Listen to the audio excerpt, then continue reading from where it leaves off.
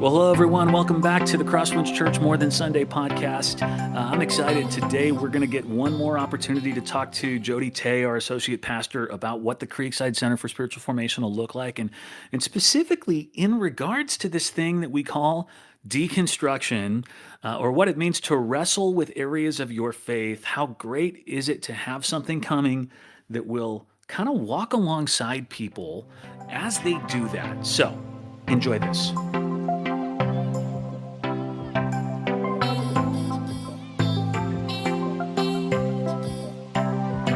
All right, everyone, we're back with another episode where we're talking about Creekside Center. I'm here with Jodie Tay, our associate pastor.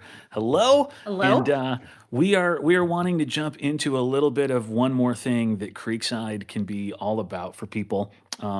Again, like I said last episode, I miss that we just get to have banter on these and we jump into the so you had asked me or I had asked you what you were doing. You were telling us about this new steam oven and you call it sous vide with steak? Sous vide.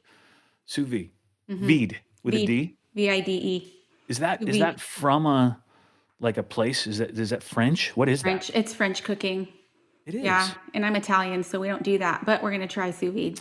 Let's talk about that. Let's not. I know what you're going to say. I thought you were Italian, and then your twin sister did like a 23andMe.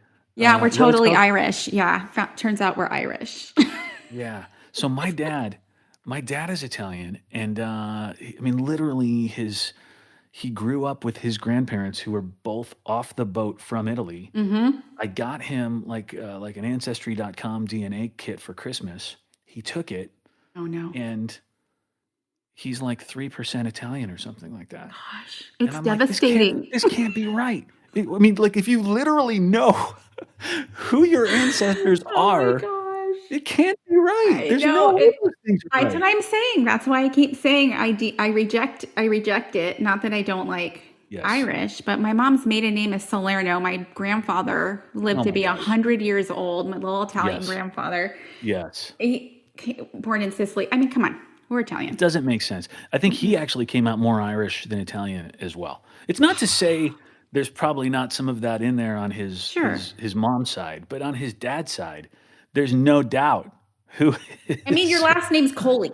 Come on. Yeah, it actually was Cola, believe it or not, before they came here. When they came here, they changed it to Coley because Cola is right. It is what it is. Okay. Yeah. Fascinating. All right, let's jump in. Let's jump into Creekside. Okay, let's do it.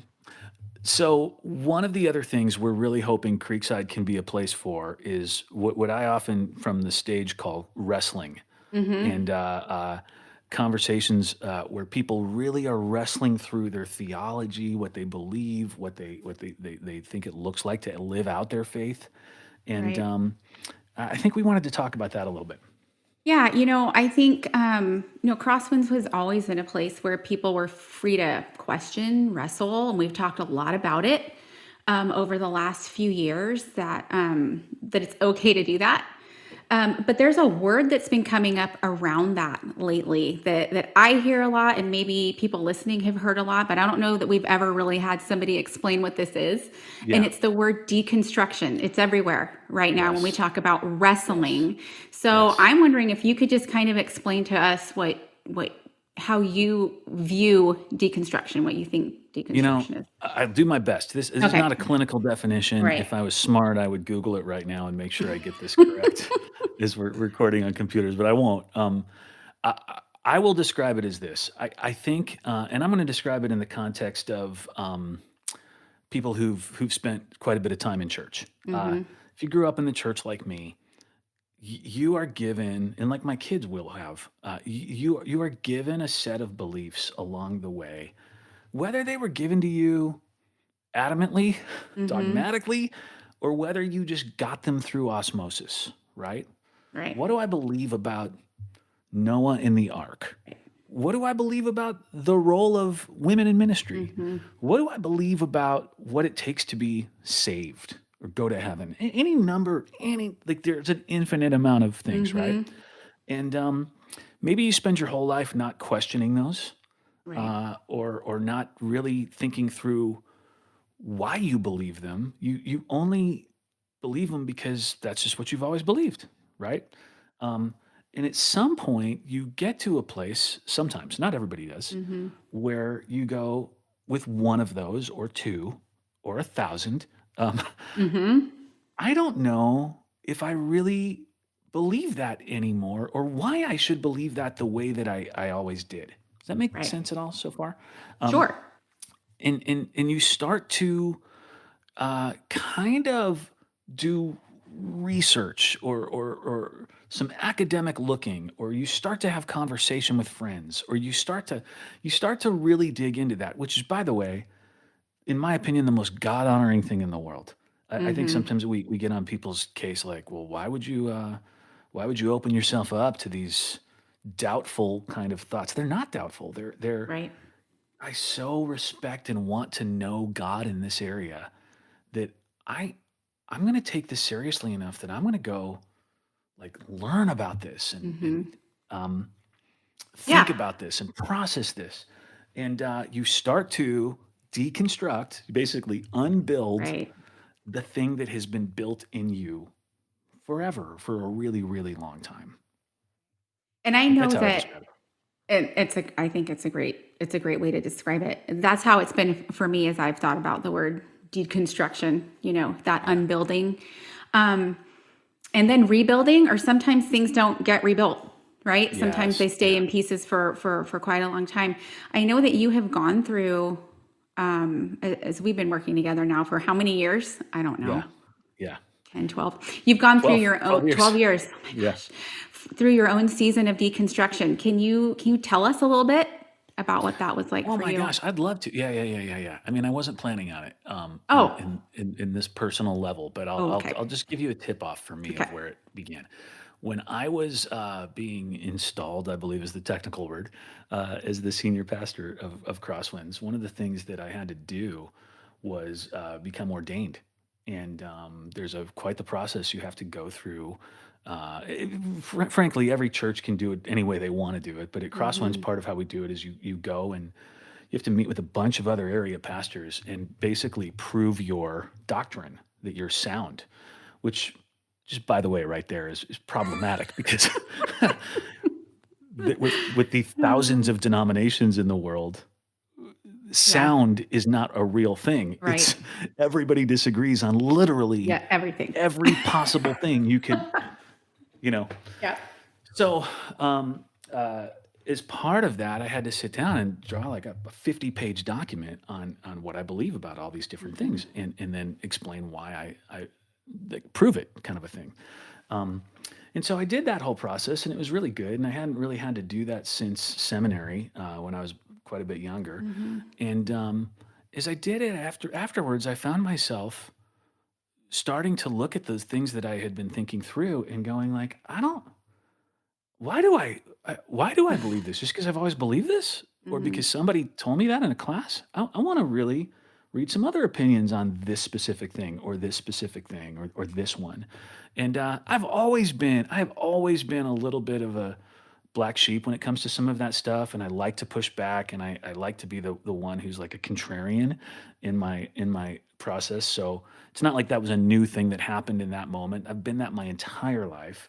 But in that moment, in this role, it caused me to start to go, I've really got to look into that. And as I did, I found God bringing people to me who were doing the same Mm-hmm. thing in our Yeah. church. Yep. Like, I'm not sure what I believe about this. What do you think? And me going, Mm-hmm. hey, I'm a safe place to talk about that because I I ask that too. Let's right. have coffee. Right. Right. And in fact, at one point, I started a group called like the Deconstruction group that Exactly. was Yep. like invite only. And the one rule is you couldn't be a jerk. Uh, the, It's a good the, rule. the rule is you can't, because somebody's questioning something, you can't tell them they're not allowed to question that, or they're not a Christian anymore because they question that, or something along those lines. Mm-hmm. And those were such fun, great conversations. And here's where I think it's important. You just said it. Part of what happens in deconstruction is you are faced with the opportunity, and I call it an opportunity, to Mm-hmm. reconstruct, to Mm-hmm. build something back in the place of the thing that you deconstructed.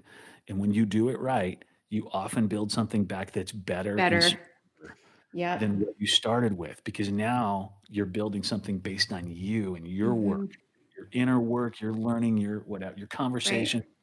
Um, I really wish this Mhm. process wasn't called deconstruction. I wish it was called reconstruction because that's Reconstruction. really what it is.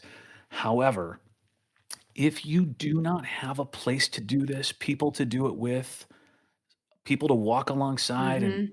converse with, to guide you, if you don't have a church that's open to you doing it, what I find again and again and again and again is people deconstruct and they never build anything back. Right. All they Yeah. do is deconstruct. And I don't say you need a church or a group of people to do it with because you need people to make sure you don't go in off the deep end or into the weeds Mhm. to tell you how to build it. No, I just mean people who give you the freedom to do that and a safe place to do it tend to help you build something back on your own that is better than what you would Yeah. have done had you not done it at all. Yeah. You keep using the word safe place. Yeah. A couple times now, and I was going to ask you why you think Creekside will be good for this for people to do this, and I think you're answering that as you Yeah. use that phrase, safe place. I think CrossWinds is a safe place to do that. Yep. Um, I think as a church, we have always created a safe Mm-hmm. place for that to happen. Although I'll say, I imagine that there are times where some of you have been in small groups and you've raised a question and you've probably heard from somebody, oh, you shouldn't be asking that. I hope that hasn't happened, but it's bound to happen when you get a number of Christians together who maybe will never deconstruct because they're just not wired that way.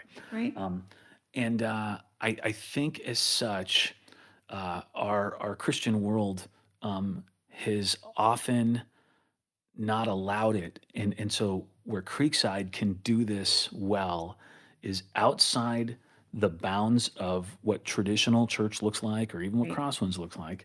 Um, it can say, hey, this is a place you can come do that and not feel like you're going to be judged or kicked out Mm-hmm. or challenged. You know, I've had pastors before tell me when they run across people who are deconstructing that they feel like their job as a pastor is to talk them out of it. Right. Um, I've had pastors tell me that they feel like um, their job is to protect their church from people who are deconstructing because they'll drag Mm-hmm. them all down.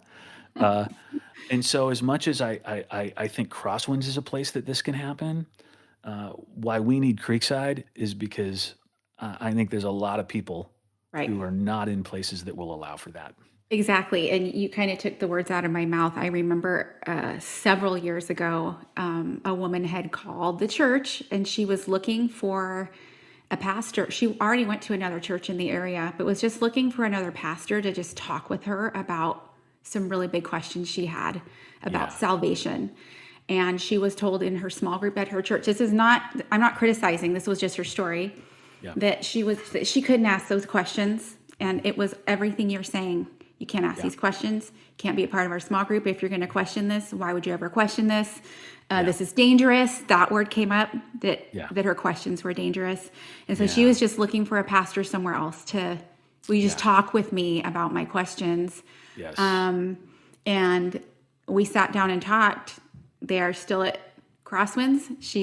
Or that's they cool. came to Crosswinds.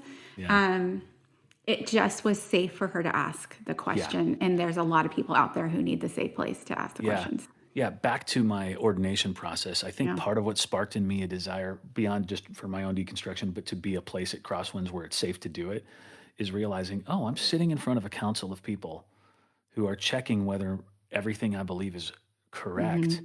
and right according to them, not the guy at the church down the block. And I feel like we want to be a church where we're not testing that in people. I don't love the way that feels. Hmm. We want to be helping people on the journey that is are those questions, right? Right. Um, so I love that you've shared that story of that person, and I think we want that to be true of us as a church. I think Creekside is a place it can be that even more. Yep. Agreed. Yeah, yeah, Excited to see how that will unfold at yeah. Creekside for people. Yeah. Good. All right. And the way that'll look is something you're going to be figuring out and starting to kind of Yep. communicate over the coming year. You're going to Hmm. see more about that. Again, I mentioned on the last podcast, we don't have a website up and running for Creekside yet, but when we do, you'll be finding ways for groups to be places where you can sit and have some of those kind of conversations where I hope the number one rule is don't be a jerk. Yeah. I'm writing it down right now. Good. And then I'll just say this too, because this is a CrossWinds podcast. We're happy to do this through Creekside. We would have done this through CrossWinds anyway, Sure. this piece. We just are like, if we're going to do that, why wouldn't we open that up to people from other churches and Right. have that be a community thing? And in fact, there are some people who are so not wired for this that I don't know that there's enough people at any given time going through that at CrossWinds that we can get as many of those groups started as we'd like. That's a I know good my point. wife, whenever Andrea and I talk about this, she's like, who cares? I don't want to Doesn't sound sit like in her on at an all. hour-long conversation about whether this happened or how we wrestle with. Like, she's just so not there, which I think is hilarious because I'm so there all the Right. time. But I think it's another thing is to invite more voices into that from Right. outside just our church. Yep. Yeah. Agreed. All right. Thank you, Yay. Jodie. We appreciate it. We're excited to see what happens with Creekside. This will be fun. Pray for us.